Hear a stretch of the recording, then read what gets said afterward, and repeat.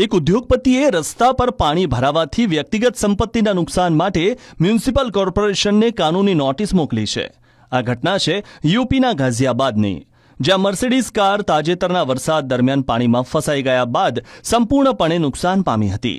તેમણે ઘણા કલાકો સુધી કાર શરૂ કરવાનો પ્રયાસ કર્યો, પરંતુ જ્યારે કંઈ કામ ન થયું ત્યારે આખરે ક્રેનની મદદથી કારને નોઈડાના અધિકૃત મર્સિડીઝ સર્વિસ સેન્ટરમાં મોકલવામાં આવી, જ્યાં સમારકામનો ખર્ચ લગભગ 5 લાખ રૂપિયા થયો।